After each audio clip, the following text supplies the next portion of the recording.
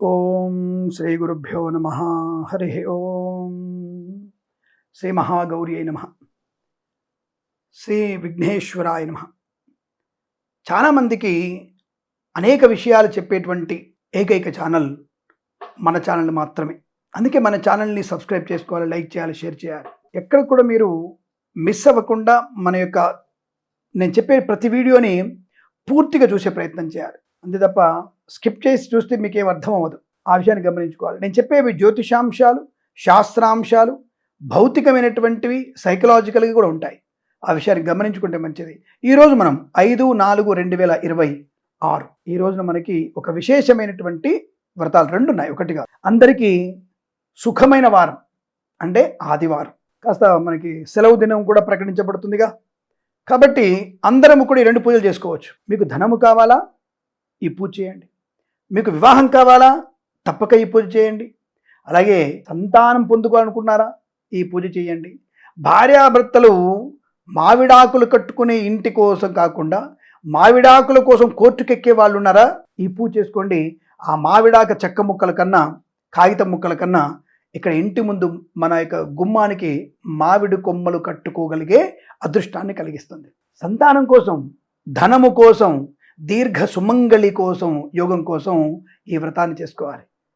ఈ చైత్ర బహుళ తదియా ఉపరి చతుర్థి కాబట్టి ఈరోజున మనము తప్పకుండా ఈ 5/4/2026 ఆదివారం రోజున పాషాండ గౌరీ వ్రతం. పాషాణ గౌరీ వ్రతం అంటారు. పాషాణం అంటే రాయి అని అర్థం. ఒక అర్థంలో విషం అని కూడా వస్తుంది. ఇక్కడ పాషాండము అంటే ఒక రాయి.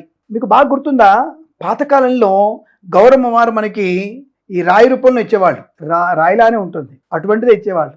అటువంటి పాషాణాన్ని అంటే ఈ యొక్క రాయి రూపంలో అమ్మవారు ఉంటుంది కదా, గౌరమ్మ చేసేటివి రాయి రూపంలో ఉంటుంది కదా, ఆ రాయి రూపంలో ఉన్నటువంటి గౌరీదేవిని పూజించాలి.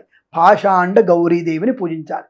పసుపు గౌరి కాదండి, ఒక రాయిని అలా అలంకరణ చేసుకొని ఆ రాయికి, పాషాణానికి పూజ చేయాలి మనం. దాంట్లో అమ్మవారిని ప్రాణప్రతిష్ఠ కూడా చేసుకోవాలి, అమ్మవారిని ఆవాహనం చేసుకోవాలి, షోడశోపచార పూజలు చేయాలి. ఆవాహనం, ఆచమనీయం, కూర్చోబెట్టడం, అమ్మవారికి అర్చన, అర్ఘ్యము, పాదము, పాద్యము, స్నానము, వస్త్రము, అలంకరణ, మాంగళ్యము, ఆభరణాలు, పసుపు కుంకుమ, చందనము, ధూపము, దీపము, నైవేద్యము, మంగళహారతి, ప్రదక్షిణం, నమస్కారం, ఇవన్నీ కూడా అమ్మవారు చేయాలి. దీనికి పూజ రక్కర్లేదు, మీరే పాషాండ గౌరీ దేవతాయ నమః నమస్కారం సమర్పయామి, పాషాండ గౌరీ దేవతాయ నమః ఆవాహయామి, పాషాండ గౌరీ దేవతాయ నమః ఆసనం సమర్పయామి, పాషాండ గౌరీ దేవతాయ నమః ఆచమనీయం సమర్పయామి, ముఖే శుద్ధ ఆచమనం సమర్పయామి, పాదయో పాద్యం సమర్పయామి, కలరడం, స్నానం చేయించడం, వస్త్రార్థం అక్షరాన్ని సమర్పయామి, ఆభరణాల కోసం అక్షింతలు వేయండి, ఆభరణాలు పెట్టండి. పాషాణానికి మళ్ళీ ఇక్కడ అమ్మవారి ముఖాన్ని పెట్టొచ్చు అని అడగొద్దు. పాషాండ గౌరీ వ్రతం, దీనికి గొప్పతనానికి పోయి నాకు బాగా డబ్బులు ఉన్నాయండి, 100 కోట్లు ఉన్నాయండి, నేను మంచి అమ్మవారి ముఖం పెట్టుకుంటే అక్కర్లేదు. పాషాణికే చేయాలి, మనం రాయికి మాత్రమే పూజ చేయాలి. కొత్తగా దానికి మళ్ళీ డెకరేషన్లు చేసి చేయకండి. పాషాండ గౌరీ, పాషాండానికి ఆ రాయి ముక్కకే అమ్మవారిగా భావించి పూజ చేయాలి. అలా కాకుండా వేరు చేస్తే రివర్స్ కొడుతుంది. మనకి పేరుకి పెత్తనం ఇస్తే తెల్లారి గుట్టిది అన్నట్టు చేస్తారు మీరు. అలా చేయకండి. హాయిగా అమ్మవారికి పాషాండ గౌరీ వ్రతం పూజ చేసిన వారికి అద్భుతం. తప్పకుండా అమ్మవారి యొక్క సంపూర్ణ అనుగ్రహం ఉంటుంది. ఎందుకు ఈ యొక్క వ్రతం వచ్చింది అంటే, ఒకానొక సమయంలో ఒక అప్పట్లో ఒక అందరూ మంచి సుమంగళ్ళందరూ కలిసి ఈ వ్రతం చేసుకుంటున్నారు. సౌభాగ్యం కొరకు, సంతానం కొరకు, వివాహం కాని కన్యలు కూడా చేస్తున్నారు. అప్పుడు ఒక బాలిక, చిన్న బాలిక వచ్చేసి, మీరందరూ చేస్తున్నారు, ఏం చేస్తున్నారంటే, ఇది పాషాండ గౌరీ వ్రతం ఎవరైనా చేసుకోవచ్చు అంటే, ఆ అమ్మాయి ఆ విషయం తెలుసుకొని ఇంటికి వెళ్ళి చిన్నప్పటి నుంచి ఆ పాషాండ గౌరీ వ్రతం చైత్ర బహుళ చతుర్థి రోజున చేస్తూ ఉండదు అమ్మాయి. అలా చేస్తుండగా ఒక మంచి రాజకుమారుడు, యుక్త వయసు రాగానే మంచి రాజకుమారుడు వివాహం చేసుకుంది. హాయిగా మంచి కాపురం ఉంది, బ్రహ్మాండంగా రాజు ఎదుగుతున్నాడు, అనేక సంపదలు తొలుతూగుతున్నారు. అయినా అమ్మాయి ప్రతి సంవత్సరం కూడా ఈ చైత్ర బహుళ చతుర్థి రోజున ఈ వ్రతం చేస్తూ ఉండేది. అలా చేస్తూ ఉండగా ఒక రోజున, ఈ యొక్క చతుర్థికి ముందు రోజున ఈ యొక్క రాజుగారు యుద్ధానికి వెళ్తారు. వచ్చిన తర్వాత ఈ అమ్మాయికి ఈ చతుర్థి, పాషాండ చతుర్థి అమ్మవారి గౌరీ వ్రతంలో పెట్టాల్సినవి గట్టి ఉండ్రాళ్ళు, బియ్యపినటువంటి ఉండ్రాళ్ళు ఉంటాయి కదా, ఆ ఉండ్రాళ్ళని నైవేద్యం పెడతారు. 5 కానీ 9 కానీ 11 కానీ ఆ నైవేద్యాలు పెడతారు. వాటిని ఆ నైవేద్యం పెట్టి అవి ప్రసాదంగా తీసుకుంటారు. ఈ రాజుగారు యుద్ధానికి పోయి గెలిచి వచ్చాడు కదా, కొద్దిగా ఓవర్ యాక్షన్ ఉంది మహానుభావుడికి.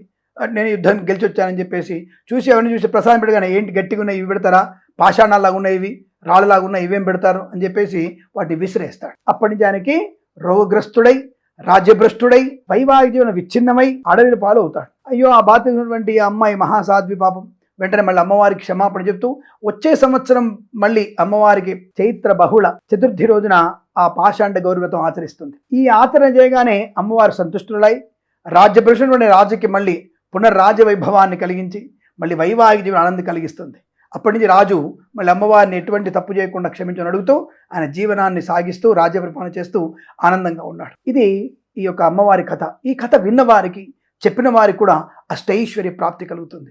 కాబట్టి ఎవరెవరైతే ఈ పాషాండ గౌరి వ్రతాన్ని ఆచరిస్తున్నారో ఈ తర్వాత సాయంకాల సమయంలో ముగ్గురికి కానీ 5గురికి కానీ ముత్తైదువులకి పసుపు కుంకుమ చీరలు ఎవరైతే పెడుతున్నారో వారందరికీ కూడా అద్భుతమైనటువంటి సుమంగళ యోగం, ధనయోగం, ఐశ్వర్యం, సంతాన యోగం తప్పక కలుగుతుంది. ఇది ఆచరించండి. ఈ పాషాండ గౌరి అమ్మవారి అనుగ్రహం పరిపూర్ణంగా మేము ఉండాలని కోరుకుంటూ, అలాగే మరొక చిన్న విషయం, ఈ రోజున మన బొజ్జయ్యకి మనకి భౌమ చతుర్థి కూడా. బొజ్జయ్యకి చతుర్థి ఈ చతుర్థి విశేషం ఏంటి చెప్పండి? సంకష్టహర చతుర్థి. పొద్దున అమ్మగారి పూజ, సాయంత్రం కొడుకు పూజ. ఎంత విశేషం చూడండి. అటువంటి మహాభాగ్యం ఎక్కడ ఉంటుంది మనకి? కాబట్టి ఉదయం సాయంత్రం వరకు మీరు ఉపవాసంగా నక్తముగా ఉంటూ సాయంకాల సమయంలో ప్రదోష కాలంలో బొజ్జయ్యని పూజించండి. కాకపోతే ఇవాళ బొజ్జయ్యని పూజ సమయం కొద్దిగా ఆలస్యంగా ఉంది. అంటే ప్రదోష కాలంలో రాత్రిపూట అవుతుంది. ఏకంగా సంకష్టహరి పూజ 9:47 అవుతుంది. ఆ సమయంలో ఆయన పూజించే ప్రయత్నం చేయండి. ఆ తర్వాత భోజనం చేయండి, పర్వాలేదు. ఒక రోజుకి ఇబ్బంది ఏం కాదు. తప్పకుండా ఉదయం పూట పాషాండ గౌరి వ్రతం, సాయంకాల సమయంలో గణపతికి సంకష్టహర చతుర్థి పూజ చేసుకోవడం విశేష యోగం. ఈరోజు విశాఖ నక్షత్రం కూడా ఉంది, చాలా విశేషమైనది. అంటే వృశ్చిక రాశి వారికి తప్పకుండా సమస్తమైనటువంటి కోరికలు నెరవేరడానికి అవకాశం ఉంటుంది. అంటే మిగతా నెరవేరు కాదు. ఈరోజు విశాఖ నక్షత్రం 4వ పాదంలో జరుగుతుంది కాబట్టి చంద్రుడు అద్భుతమైన యోగాన్ని, ఆనందాన్ని పొందుకుంటారు. వృశ్చిక రాశి వారికి తప్పక అనుకూలవంతమైన శుభయోగం కలుగుతుంది. తప్పకుండా వీళ్ళు పాలు పంచుకోండి. అంటే మీకు కొంత ఈ గురుగ్రహం యొక్క ప్రభావం ఎక్కువ ఉంది కాబట్టి వెంటనే మీరు చేసుకోవడం వల్ల అవమానాలు తొలగించుకునే అవకాశం ఉంటుంది. ఎందుకంటే ఏప్రిల్లో కొంత వీరికి నెగిటివ్ ఎనర్జీ ఎక్కువ ఉంది కదా.